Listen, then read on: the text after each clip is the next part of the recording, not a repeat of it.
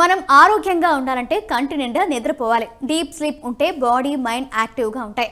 అయితే మన ఇళ్లల్లో నిద్రపోయేటప్పుడు కొన్ని దిశల్లో పడుకోకూడదని పెద్దలు చెప్తూ ఉంటారు.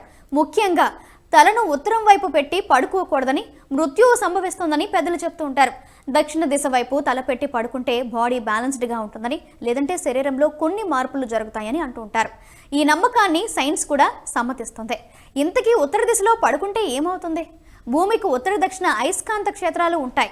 అలాగే మానవ శరీరంలోనూ మ్యాగ్నెటిక్ ఫీల్డ్ ఉంటుంది. భూ అయస్కాంత క్షేత్రంతో మానవ శరీరం కనెక్ట్ అయి ఉంటుంది. భూ అయస్కాంత క్షేత్ర ప్రవాహం ఉత్తరం నుంచి దక్షిణం వైపు ఉంటుంది. అందుకే తల దక్షిణం వైపు తిరిగి ఉంటే మానవ శరీరం భూమి అయస్కాంత క్షేత్రానికి అనుగుణంగా ఉంటుంది. ఇలా పడుకోవడం వల్ల బాడీలోని మ్యాగ్నెటిక్ ఫీల్డ్ పాజిటివ్గా ప్రవహించడానికి వీలుంటుంది.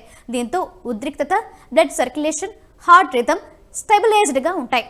ఈ భంగిమ శరీరం అంతటా శక్తి స్వేచ్ఛగా ప్రవహించడాన్ని ఎంకరేజ్ చేసే మెదడుపై ఒత్తిడిని తగ్గిస్తుంది. పైగా డీప్ స్లీప్ని ఇంప్రూవ్ చేసి ఎనర్జీని రీస్టోర్ చేస్తుందని నిపుణులు చెప్తుంటారు.